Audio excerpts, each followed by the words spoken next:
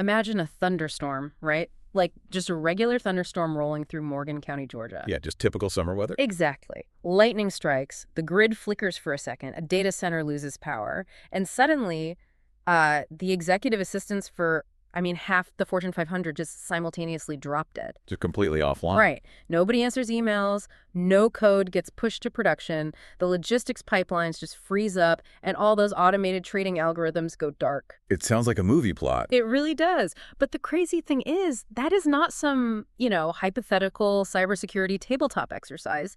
That is literally exactly what happened on June 1st of this year. An Azure facility went offline due to weather, and it took a massive chunk of Microsoft's enterprise infrastructure with it. Which is terrifying, honestly. Right. We are handing the keys to global commerce over to these digital systems that can literally be temporarily wiped out by rain. It perfectly illustrates the structural tension we're dealing with in 2026 because, we have achieved this level of software abstraction that borders on science fiction, but It's all still physical. exactly, it remains entirely tethered to the vulnerabilities of physical infrastructure. The disconnect between the ethereal nature of these AI models and the just brutal thermodynamic reality of the data centers powering them. It's becoming the defining choke point of the whole industry. Which is exactly why we are tearing into Derrick G. Burr's latest AI Weekly Intelligence Report for the week ending June 7, 2026. And, for you listening, we're going on a deep dive today because this isn't your standard tech blog roundup. No, not at all. It's a 64-page, highly classified style executive briefing. It tracks the intersection of raw computational power, trillion-dollar capital allocation, and, well, the massive geopolitical chess match happening underneath all of it. We should mention Burr's report currently has the AI hype thermometer sitting at a very elevated 72 out of 100. Right. The noise in the market right now is just deafening. Every startup is claiming to be an agentic AI company. Yeah. Every single pitch deck. And every hardware vendor is promising next-gen silicon. So our mission today for you, the listener, is to cut through that static. We want to extract the actual ground-level signals from a landscape that is just shifting under our feet daily. Yeah, and that hype metric, that 72 out of 100, is particularly telling because it indicates a market that is essentially pricing in future perfection while just totally ignoring present-day friction. It's a bubble mentality. Precisely. It suggests that venture capital and retail investors are operating on momentum rather than, fundamental analysis. But if you actually parse the data in Burr's report, if you isolate the variables in software deployment, humanoid robotics, and semiconductor supply chains, a very sober, highly legible map of the next 5 years actually emerges. The noise kind of fades away. Yeah, the actual mechanics of the transition become really clear. Okay, let's unpack this software layer first, because looking at the telemetry from May, the architecture of how we actually interact with these models has fundamentally broken from the past. So it's a totally new paradigm. Right. For the last, 3 years, the industry standard has been the Copilot model. You sit at your keyboard, you type a prompt, the LLM generates a block of code or an email, and then you review it. Human in the loop, basically. Exactly. It's a synchronous process. But the metric that really jumped off the page in Burr's report for me is the SWE Bench verification score for Anthropic's new Claude Opus 4.8. Shipped on May 28th, yeah. Right, and it hit 88.6%, which is wild because SWE Bench evaluates an AI's ability to autonomously resolve real-world GitHub issues across these sprawling, messy code bases. So an 88.6% success rate implies we aren't just generating boilerplate text anymore. No, not at all. That metric is the threshold crossing. Resolving a GitHub issue is not a text generation problem. It is a state space search and a systems engineering problem. It requires actual logic. Exactly. The model has to clone the repository, navigate all the dependencies, understand the architecture, isolate the bug, write the patch, run regression tests, and then submit the pull request. All by itself. All by itself.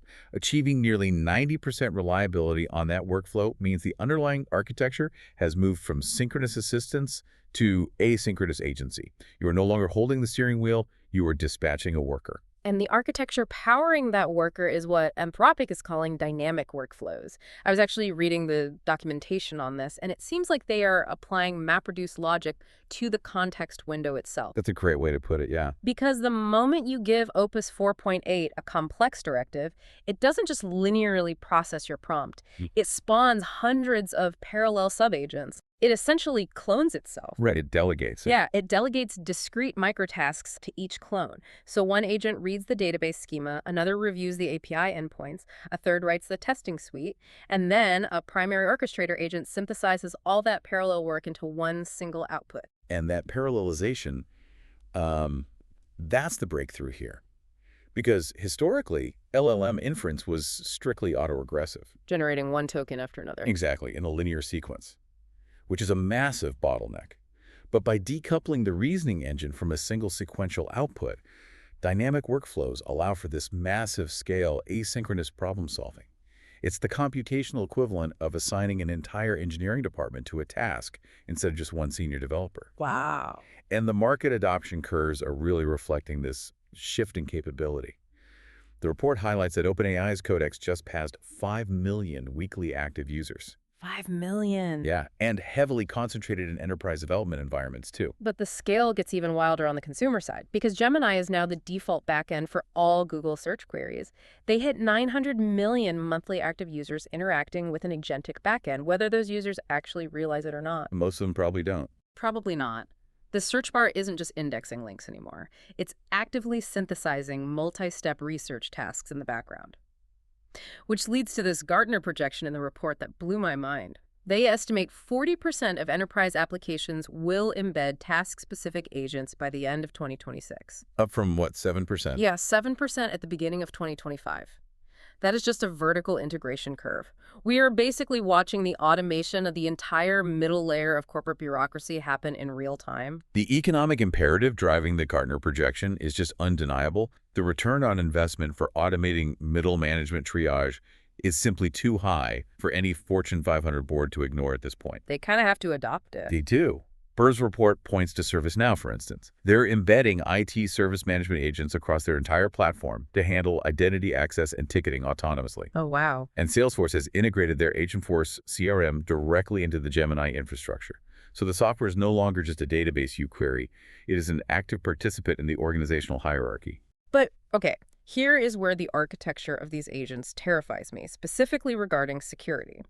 Because if we are moving from a co-pilot that requires my explicit approval to an autonomous agent that has read and write access to my company's database, my email client, my financial software, I mean, the attack surface becomes exponentially large. Oh, absolutely. It's a security nightmare. Because we all know standard prompt injection-like, where a hacker hides a malicious command inside a harmless-looking document that is routinely bypassing standard RLHF safeguards. Reinforcement learning from human feedback, yeah. Right. And since an LLM inherently struggles to differentiate between system instructions and user data, I assume the industry is finally abandoning behavioral safeguards and moving toward, like, architectural sandboxing? They have to. You cannot solve a fundamental architectural flaw, which is the merging of data and instruction with behavioral guardrails. It just doesn't work. Because the model will always be tricked. Exactly.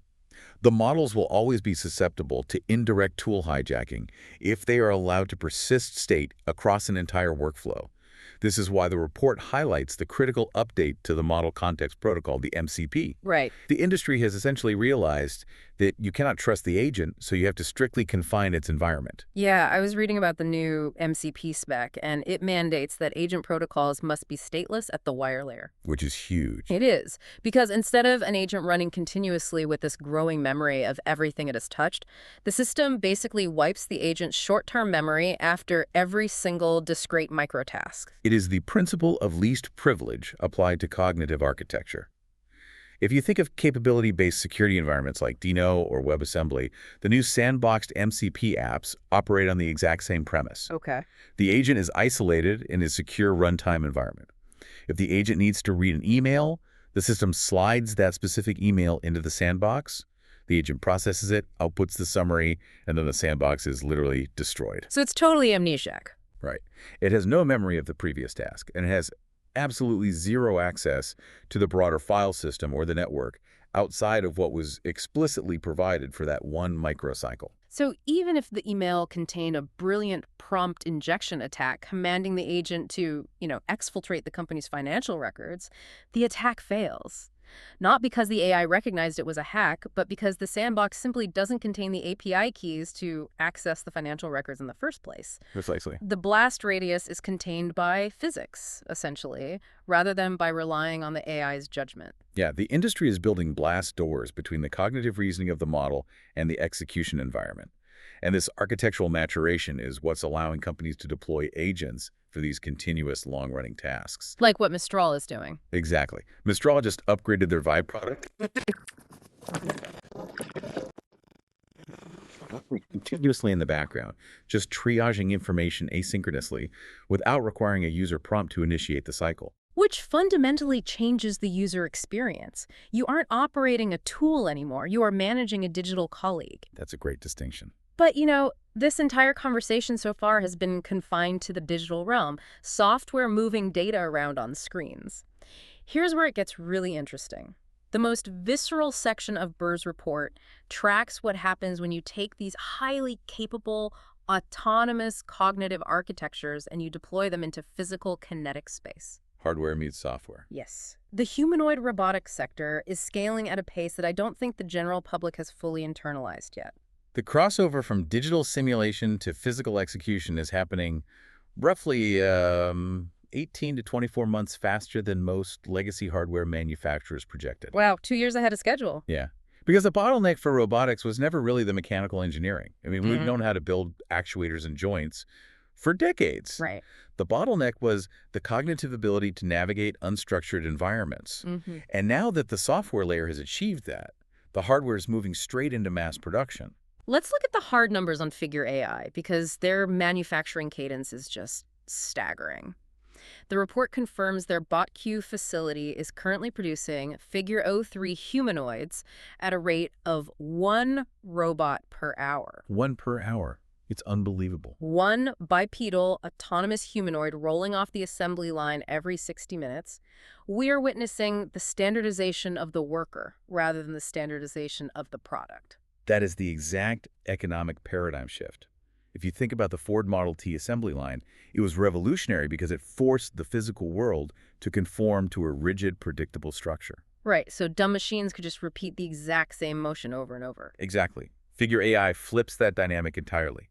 The environment remains chaotic, unstructured, and designed for humans, but the machine is now adaptable enough to integrate into it. Which saves a ton of money. Tons. Yeah. You don't need to spend $1 billion retrofitting a factory to accommodate robots. Yeah. You just drop the robot right into the existing human workflow. And the real-world deployment data backs that up. I mean, Figure's previous generation fleet, the Figure 02, they just completed a 10-month continuous operations span at BMW's plant Spartanburg. They helped build over 30,000 X3 vehicles. 30,000 cars. Yeah. We aren't talking about a tightly controlled PR video where a robot carefully picks up a single empty box. We are talking about industrial scale, multi-month deployment in a high-throughput automotive manufacturing environment. And the specific tasks they're executing at Spartanburg are what really make this significant. They aren't just doing heavy lifting or rigid spot welding. Because legacy industrial arms already do that perfectly. Exactly. The humanoids are executing flexible manipulation. They are handling soft materials. They're inserting wiring harnesses and managing sheet metal placement where the reference frames are constantly shifting. That's incredibly difficult. It is. The robot's vision language action models are processing the physical geometry of the car in real time and adjusting their grip and torque dynamically. Which probably explains the massive divergence in the commercial traction scorecard that New Market Pitch provided in the report. Figure AI is sitting at a 78.9, while Tesla's Optimus division is lagging way behind at a 45.1. It's a huge gap. I find that fascinating because the public perception is usually that Tesla is light years ahead in physical engineering due to their automotive manufacturing base. But the Q1 earnings remarks cited here show Optimus Gen 3 production is pushed to late summer 2026, with high-volume scaling delayed to 2027. Elon Musk openly stated it remains largely in the R&D phase. Tesla is really suffering from the pursuit of theoretical perfection over immediate deployment. Their engineering targets for the Optimus hand are incredibly ambitious. They're aiming for 50 actuators and 22 degrees of freedom to perfectly mimic human kinematics. Which sounds amazing on paper. It is a stunning piece of mechanical engineering, absolutely. But it requires an exponentially more complex control system to operate. Figure AI, inversely, opted for a much simpler end effector design that is basically just good enough to handle 80% of warehouse tasks immediately. So execution speed and data collection in live environments are currently beating laboratory perfection. Completely. The data flywheel is the real advantage there. Every hour a Figure robot works in the BMW plant, it feeds real-world edge cases back into the training cluster, which improves the model for the entire fleet. And Agility Robotics is executing that exact same playbook. Their bipedal robot, Digit, just crossed 100,000 successful warehouse cycles at GXO and Spanx facilities. 100,000 cycles is a massive milestone. It is. When a logistics manager can look at a dashboard and see 100,000 successful autonomous load and carry cycles, the ROI calculation moves from speculative venture capital math to a standard operational expenditure line item. And that transition from R&D to OpEx is exactly why the capital markets are reacting so aggressively right now. In Q1 2026 alone, venture capital investment in physical AI hit $4.8 billion. That's huge. It represents a 153% year-over-year increase. The capital allocators have recognized that the fundamental problem of robotics' more of X paradox has finally been solved by modern neural network architectures. Right, and for you listening who might be tracking the cognitive side of this, more of X paradox is basically the observation that high-level reasoning like playing chess or passing the bar exam requires very little computation. But low-level sensor motor skills, like walking upstairs or cracking an egg, require enormous, almost insurmountable computational resources. Because humans have millions of years of evolutionary tactile feedback hardwired into our nervous systems. Exactly. We know exactly how much pressure to apply to a paper cup without crushing it. Replicating that in silicon has historically been just a nightmare. It has been. But the report points to a massive breakthrough in tactile sensor integration that changes everything. Sanctuary AI's 8th-generation Phoenix robot now possesses tactile feedback systems capable of in-hand manipulation of objects as tiny and geometrically complex as a 12-sided die. A 12-sided die, that's insane precision. Achieving that level of micromanipulation means the hardware is finally caught up to the software's spatial reasoning capabilities, and the applications for this extend far beyond just moving boxes in a warehouse. This level of precision opens up electronics assembly, pharmaceutical manufacturing, and eventually highly complex surgical assistance. But there is a much more intense and frankly lethal application for this convergence of software and physical hardware. The defense sector is moving at a velocity that makes the commercial sector look sluggish. Oh, without a doubt. The U.S. Pentagon's FY26 budget includes a specific carved-out line item, $13.4 billion dedicated entirely to AI autonomous systems. And their stated target is the deployment of 200,000 small autonomous drones by 2027. 200,000. Let that sink in. We're watching the tactical doctrine of the U.S. military shift from massive, centralized legacy platforms like billion-dollar aircraft carriers and fighter jets to distributed, decentralized, autonomous swarm logic. Because the economic math of modern conflict just demands it. We are seeing asymmetric warfare play out where a $500 drone powered by open-source computer vision can disable a $5 million armored vehicle. It changes everything. The Pentagon has recognized that the future of force projection is mass, cheap autonomy. And the private sector defense contractors who supply the underlying software infrastructure are seeing their valuations just explode. Like Anduril. Anduril Industries is the prime example in this report, They just secured a $5 billion Series H raise, pushing their valuation to $61 billion. A $61 billion valuation for a defense tech company that didn't even exist a decade ago. And the real prize wasn't just the venture capital, it was the $20 billion Army contract for their Lattice system. That's the crown jewel. I've looked at the architecture for Lattice, and it's essentially an overarching operating system for the battlefield. It ingests radar, satellite, and optical data from thousands of disparate sensors, runs it through an AI reasoning engine, and autonomously targets and tasks the drone swarms without requiring a human operator to manually designate every single waypoint. It's total automation of the kill chain. The report notes that the DoD AI user base jumped from 80,000 to 1.5 million personnel in just 12 months. It is the ultimate expression of the agentic era we discussed earlier, applied directly to kinetic conflict. The human operator just provides the high-level commander's intent like, secure this airspace. And the Lattice agents dynamically calculate the trajectories, manage the electronic warfare frequencies, and execute the swarm maneuvers. Wow. But there is a massive, incredibly vulnerable dependency underpinning both the military drone swarms and the commercial humanoid factories. None of this physical actuation and none of the software reasoning functions without an astronomical supply of advanced semiconductors. Which brings us to the geopolitical fault line of the 21st century. Because if you want to train a frontier AI model, or run a distributed server farm for enterprise agents, or orchestrate 200,000 autonomous drones, you need silicon. You need a lot of. Specifically, you need the absolute bleeding edge of high-performance compute chips. And the global supply chain for those chips is currently the subject of an intense, escalating economic Cold War. It is the oil of the intelligence age.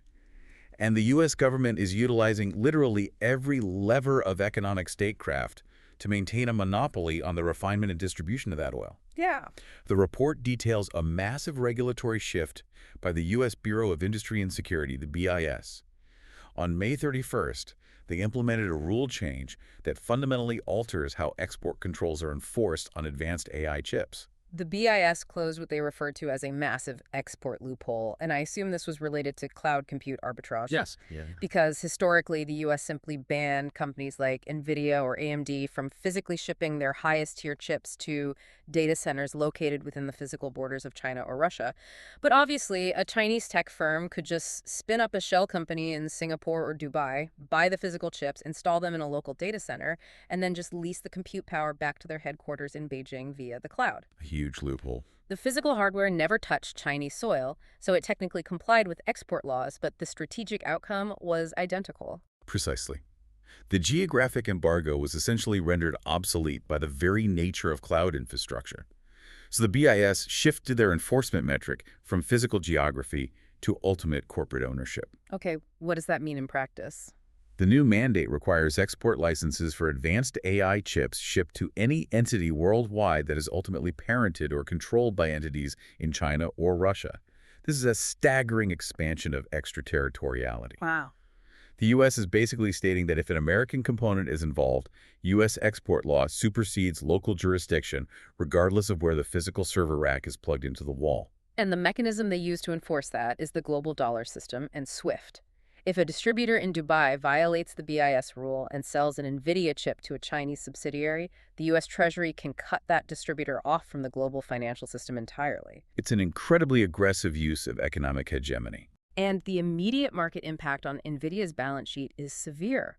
The report shows that NVIDIA's H200 shipments to China are now hard-capped near 75,000 units. They are facing a newly imposed 25% tariff, and the next-generation Blackwell architecture is entirely restricted from the Chinese market. Consequently, NVIDIA's data center market share in China has plummeted from a near monopoly of 90% down to approximately 50%. Half their share just gone. Yep. But this heavy-handed U.S. policy has triggered a massive unintended consequence in the broader global market, the explosion of sovereign AI initiatives. Right. Nation-states have looked at these U.S. export bans and realized that relying on American corporations for the foundational infrastructure of their future economy is an unacceptable national security risk. They are terrified of being cut off. They want complete vertical integration. They want their own base models, trained on their own cultural and linguistic data, running on their own physical supercomputers, powered by their own sovereign energy grids. And they are deploying unbelievable amounts of capital to build it. Billions and billions. Saudi Arabia's Humane project is the standout in the report. They signed Accenture as a strategic deployment partner and are bringing an 18,000 GPU supercomputer online. Even more significantly, they launched a 500-megawatt joint venture with XAI. Half a gigawatt. Half a gigawatt of dedicated power generation. That is the thermodynamic reality we mentioned earlier. You don't just buy the ships. You have to build the equivalent of a small nuclear reactor just to power them. It is infrastructure spending on a scale we haven't seen since the Highway Acts or the space race. And it's not limited to the Middle East either. European nations are aggressively pursuing compute sovereignty. Mistral is a great example of that. Yeah, the report notes that Mistral, the French AI champion, secured $830 million in debt financing purely to purchase 13,800 NVIDIA chips and construct a massive, localized GPU cluster in Paris. They are financing silicon as if it were critical public infrastructure because, well, it is. But the most sophisticated reaction to the U.S. export controls isn't coming from Europe or the Middle East. It is China's overarching counter-strategy. Looking at the investment scoreboard in Burr's report, the U.S. has a massive lead in private AI investment, $185 billion year to date, compared to China's $54 billion. Right. That is a 3.4x capital advantage. On paper, it looks like the U.S. is running away with the race. But China isn't trying to match the U.S. in venture capital spend on closed proprietary models. They're executing an aggressive asymmetrical open source strategy designed to commoditize the software layer. It is a brilliant economic maneuver, honestly. DeepSeek is the primary vector for this strategy. The report details their release of V4 Pro, which is a massive 1.6 trillion parameter model. Usage model. But what makes this disruptive isn't just the capability of the model, it is the licensing and the pricing. V4 Pro is MIT licensed, making it freely available for global modification and commercial use. And on the API side, DeepSeek made a massive 75% pricing discount permanent. Get ready for this number. They are offering inference at 14 cents per million tokens for their Flash model. 14 cents per million tokens. That isn't a competitive pricing strategy. That is a scorched earth tactic designed to break the unit economics of American tech giants. It's a massive loss leader. Exactly. Because if you are an enterprise CTO trying to build out your internal agentic workflows and OpenAI or Anthropic is charging you $10 to $15 per million tokens, but the open source Chinese equivalent is performing at 95% of the capability for 14 cents. The total cost of ownership math changes instantly. There's no competition. DeepSeek is trying to flood the market with high-quality, free intelligence to prevent American companies from achieving monopoly pricing power. And by commoditizing the software, they force the value capture down to the hardware layer. But this raises an incredibly complex dynamic, because while China is successfully distributing open-source software globally, that software still fundamentally requires physical hardware to execute. And this is where the U.S. embargo is genuinely biting. The report provides a deep dive into China's internal hardware manufacturing capabilities, specifically focusing on Huawei's attempt to build an NVIDIA competitor, the Ascend 910C. Right. If you are locked out of the Blackwell architecture, you have to design and fabricate your own silicon. Yeah. I was actually looking into the architecture of the Ascend 910C, and the logic design itself is reportedly quite competitive. Very capable, yes. But the report highlights that Huawei's production is severely bottlenecked, and it's not because of the processing cores.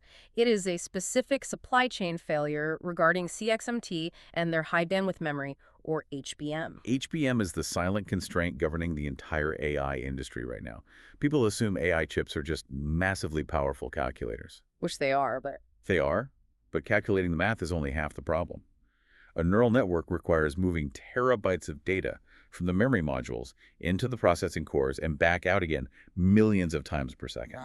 HBM is essentially the multi-lane superhighway connecting the memory to the processor. If that highway is too narrow or too slow, the processor starves.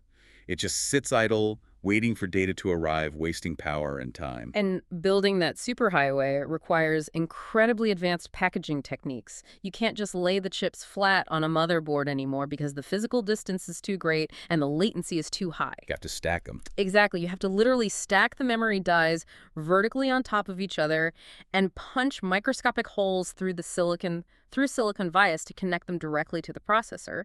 It is a material science nightmare. Exactly. It requires sub-micron precision, and the yield rates are notoriously difficult to master. CXMT, which is China's primary domestic supplier for this memory, is struggling immensely with the advanced packaging yields. They just can't make enough good ones. They simply cannot produce enough stable, high-quality HBM to meet Huawei's demand for the Ascend 910C. The report estimates CXMT's production is capped at roughly 250,000 to 300,000 chip equivalents for the year. To put that in perspective, NVIDIA is moving millions of units. So the U.S. export ban is actually working, and not necessarily by stopping the logic design, but by choking off the hyper-specific microscopic supply chains required for advanced packaging. It is a war of supply chain attrition. And this geopolitical friction, combined with the massive capital expenditures we just discussed, is creating a financial environment that is both historically lucrative and terrifyingly volatile. Let's look at the trillion-dollar market pulse section of the report. The financial figures we are looking at defy almost every historical precedent for technology scaling. The capital concentration is moving away from the application layer, the software startups building the tools, and consolidating heavily into the foundational layer, the base models and the silicon. The ultimate proof of that is Anthropic's confidential S-1 filing. They are prepping for what will be the largest AI IPO in history. It's massive. The leaked figures in Burr's report show a post-money valuation hovering around $965 billion, backed by a $47 billion revenue run rate. We are looking at a company that is barely 5 years old, preparing to debut on the public markets near $1 trillion valuation. Unprecedented. And that 47 billion ARR proves that enterprises aren't just experimenting with API credits anymore. They are embedding Anthropic's models into their core operational expenditure. It sets an astronomical benchmark for the sector. The public markets are completely ravenous for pure-play AI infrastructure. Just look at the Cerebra's IPO details in the report. They debuted in May and closed up 68% on their first day of trading. 68% in one day. They're now serving as the bellwether for alternative silicon architecture. I actually want to touch on Cerebra's quickly because their underlying technology directly addresses the HBM bottleneck we were just discussing with Huawei. Right, the wafer scale engine. Yes. Instead of trying to connect dozens of smaller GPUs together with complex networking cables and HBM stacks, Cerebra's builds the wafer scale engine. They literally take an entire 12-inch silicon wafer and turn the whole thing into one massive dinner plate-sized chip. It's brilliant. All the memory and all the processing cores are on the same continuous piece of silicon. The data never has to leave the chip, which bypasses the networking latency entirely. And that structural workaround to the NVIDIA monopoly is exactly why the market rewarded them with a 68% pop on day one. It is a brilliant engineering pivot, and it highlights just how desperate the market is to find viable alternatives to NVIDIA's architecture. But, when you have this much capital piled into a single highly concentrated sector, the systemic fragility is immense. Yeah. Trillions of dollars of valuation are resting on the assumption of flawless, uninterrupted, exponential growth. The market is priced in absolute perfection, so any slight deviation from that trajectory triggers algorithmic panic. And we saw exactly what that panic looks like on June 4th. The report logs a Broadcom-led sell-off that wiped approximately $1 trillion from the semiconductor sector in a matter of hours. $1 trillion just gone.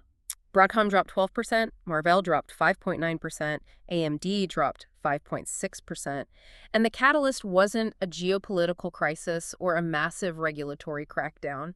It was simply, quote, softer software guidance. That's all it takes. The moment the market sensed that software application revenue might not be scaling fast enough to justify the massive hardware expenditures, the floor just fell out. It is a classic infrastructure build-out bubble dynamic. Mm-hmm. You are laying the railroad tracks across the country, spending billions on steel and labor, hoping that once the tracks are finished, enough freight will materialize to pay off the debt. Right. The infrastructure layer is booming, but the application layer has to prove it can generate the cash flow to sustain it.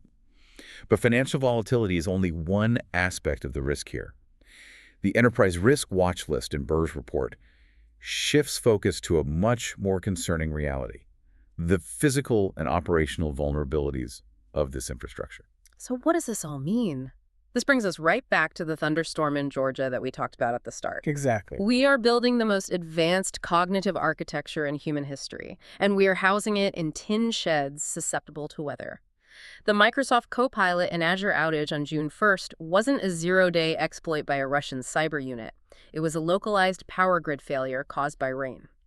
When the power died, corporate enterprise agents across the globe went dark. And the environmental impact is becoming a massive liability, too. The report logs an incident where a Meta AI data center caused localized water contamination. Wow. These facilities require millions of gallons of highly purified water to cool the server racks. They consume gigawatts of electricity. They are effectively heavy industrial manufacturing plants, not ethereal cloud services. They interact with the physical environment, they stress local resources, and sometimes they break the surrounding infrastructure. The digital risks are equally concerning because they are so mundane. We aren't just looking at sophisticated data heists. A major incident highlighted in the report involves a Google Cloud API key compromise. The compute theft, yeah. Hackers aren't stealing data to sell on the dark web anymore. They are stealing API keys to hijack compute power. They use stolen enterprise credentials to run massive AI image generation and video rendering workloads on someone else's dime, generating these massively inflated multi-million-dollar cloud bills for the victim over a weekend. The attack vectors have shifted from data exfiltration to compute theft. which is exactly why the operational security recommendations in the report emphasize aggressive, multi-region redundancy, automated failover drills, and AI-specific anomaly billing alerts. You just have to assume it's going to fail. You have to assume the infrastructure will fail or be compromised and design the system to degrade gracefully rather than collapsing entirely. But there is one specific risk on the watch list that feels distinctly dystopian, and it involves the convergence of AI with human biometric security. Synthetic identity fraud via voice cloning AI. This one is terrifying. The report rates this as a high-severity threat specifically targeting banking, payments, and healthcare sectors. We've known about deepfakes for years, but the latency and accuracy have crossed a terrifying threshold. The technology has crossed the uncanny valley and entered real-time deployment. It is now computationally trivial for a malicious actor to scrape a 3-second audio clip of your voice from a public social media video, feed it into a lightweight model, and generate a hyper-realistic, real-time clone of your voice. 3 seconds. That's all they need. The model captures your specific cadence, pitch, and accent and allows the attacker to synthesize speech dynamically. So the attacker calls my bank. The bank's automated security system prompts with, "My voice is my password." The hacker plays the dynamically generated cloned voice. The system authenticates the biometrics, and they drain the account. It happens every day. Or they execute the grandparent scam, calling an elderly relative, using a cloned voice to mimic an emergency and requesting an immediate wire transfer. It bypasses the fundamental assumption of human interaction, that the voice on the other end of the line belongs to the person you think it does. Which is why the industry is desperately deploying liveness detection protocols. This is basically an arms race of AI versus AI. Liveness detection systems utilize specialized models to analyze the microfrequencies, the acoustic artifacts, and the breathing patterns present in the audio stream. Because it's looking for the human element. Right, a synthetic voice generation, no matter how realistic it sounds to the human ear, often lacks the complex, chaotic microvariations of air passing through a biological vocal tract. It's analyzing the physics of the sound, rather than just the tone. But every time the liveness detection improves, the open-source voice models are updated to simulate those specific biological artifacts. It's a perpetual cat-and-mouse game. And the risks compound exponentially when you start merging these technologies. The report provides a terrifying example of the synthesis. The OECD AI Incident Monitor officially flagged the NVIDIA Unitree humanoid partnership as a massive hazard. Unitree being a prominent Chinese robotics manufacturer. Right. The hazard flagged by the OECD centers on China data leakage concerns. Think about the architectural reality of that partnership. Yeah. Have American software reasoning models running on American-designed silicon, but they're physically embedded inside a Chinese manufactured robotic body. Okay. That robot is walking around an American logistics facility or a European manufacturing plant, using high-definition optical sensors and LiDAR to map its environment in real-time 3D to navigate. It is essentially a walking, autonomous surveillance apparatus. It marries the physical kinetic risk of a heavy industrial robot with the digital risk of massive data exfiltration to a foreign adversary. Exactly. The robot maps the internal layout of a defense contractor's factory, and because the hardware layer was manufactured in Shenzhen, there is a pervasive fear that backdoors could route that telemetry data back to Chinese servers. It is a regulatory nightmare that spans trade law, cybersecurity, and physical safety. Which leads perfectly into the final and perhaps most chaotic dynamic analyzed in the report, global AI governance. With massive capital influxes, autonomous agents rewriting corporate structures, advanced physical robots entering the workforce, and geopolitical tensions over silicon supply chains mounting, world governments are frantically attempting to assert sovereignty over a fundamentally borderless technology. And they're all approaching it with wildly different philosophies. The report outlines 3 distinct regulatory paradigms currently colliding on the global stage: the U.S. approach, the European Union approach, and the Chinese approach. Let's break down the U.S. maneuver first. Right. On June 2nd, President Trump signed the Promoting Advanced AI Innovation and Security Executive Order. Now, to be absolutely clear for our listeners, we are analyzing this strictly as a factual regulatory action and its impact on the market mechanics. We're not taking any political sides here. Of course. So, what does this specific EO actually mandate? The core mechanism of the executive order is a mandate directed at the Department of Homeland Security, the Treasury, and NIST. They are given 60 days to define a strict mathematical threshold for what constitutes a frontier model. Okay, a threshold based on what? This threshold is typically based on raw compute power used during the training run. For example, models trained using more than 10 to the 26th floating point operations. Once that line is drawn, any AI model that crosses it is legally classified as a frontier model, and the developers are mandated to provide the U.S. government with up to 30 days of pre-release access and safety telemetry. So the government is demanding the right to look under the hood, test the weights, and evaluate the capabilities of the most powerful models before they are deployed to the public or the commercial market. Yes. The regulatory focus here seems entirely, heavily weighted toward national security. They are looking for catastrophic capabilities like, can this model autonomously design novel biological weapons, or can it orchestrate a zero-day cyber attack against critical infrastructure? Exactly. The U.S. regulatory philosophy is highly bifurcated. It remains relatively hands-off and deregulated for the lower and middle tiers of AI development to promote rapid innovation, open-source competition, and economic dominance. Let the startups build. Right. But at the absolute bleeding edge, the top 1% of models, it shifts into an intensely rigid national security posture. They view frontier AI not just as a commercial product, but as a dual-use weapons technology. Now contrast that targeted national security approach with the European Union. The report notes that the EU AI Act Scientific Panel, comprised of 60 international experts, officially launched on June 1st to oversee compliance. But there is a massive bureaucratic caveat buried in the details here. Always is with the EU. Yeah. The high-risk Annex 3 obligations, which govern things like AI and critical infrastructure, education, and employment screening, have been deferred all the way to December 2027 under a digital omnibus package. This is indicative of the classic EU regulatory philosophy. It is a broad, comprehensive, rights-based approach. The EU AI Act attempts to categorize every single AI system deployed in the market by its potential risk to the consumer: unacceptable risk, high risk, limited risk. Right.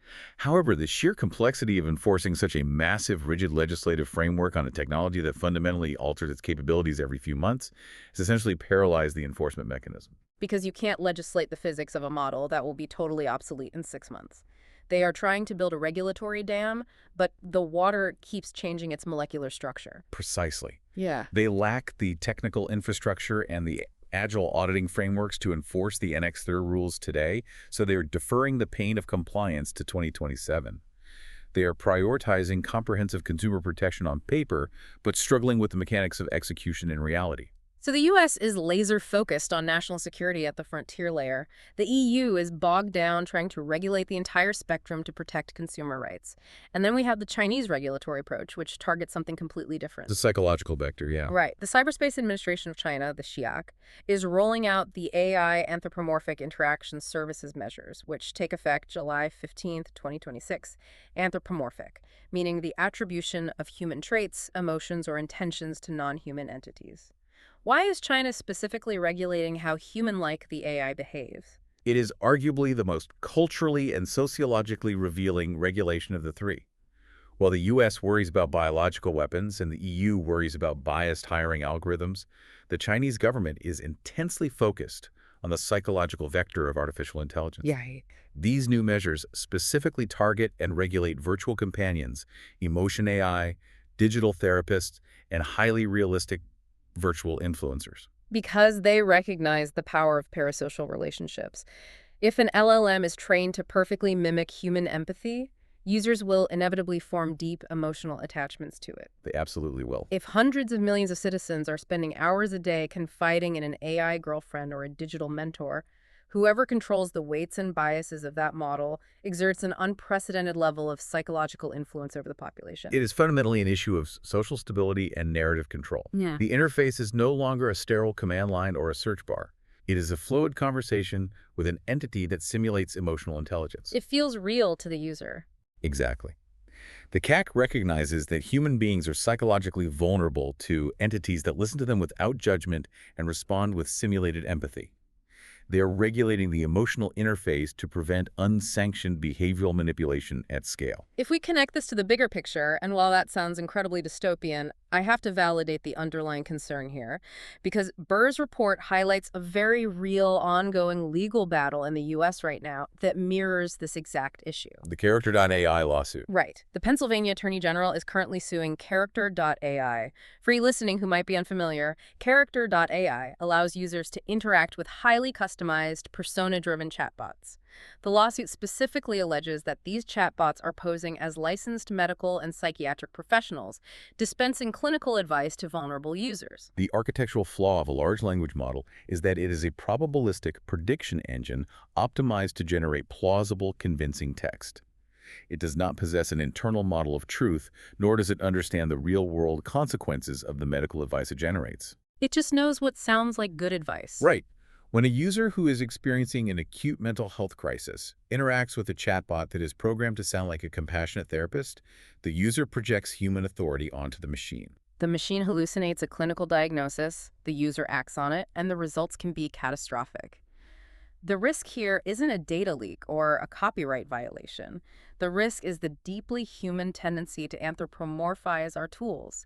We are biologically hardwired to seek connection, and these models have become exceptionally adept at exploiting that hardwiring. It's a fundamental vulnerability in human psychology. It makes the idea of a global regulatory consensus seem entirely impossible. You have three radically different referees trying to enforce three completely different rulebooks on a playing field that is entirely digital and borderless.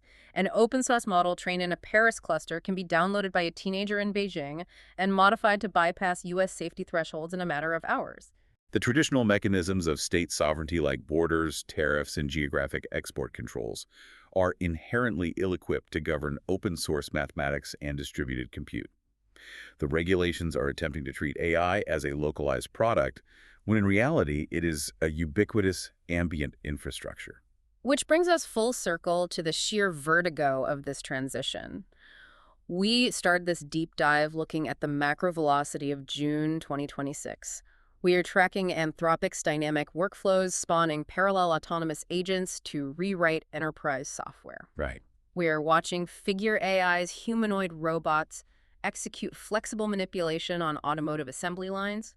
We see an escalating geopolitical Cold War where nations are hoarding HBM packaging and advanced silicon like it is weapons-grade uranium. The stakes could be higher. We see trillion-dollar market valuations swinging wildly on the back of a single thunderstorm knocking out a data center in Georgia. And all the while, world governments are frantically trying to draft legislation for a technology that evolves faster than a bill can pass through a committee. It is the ultimate complex system.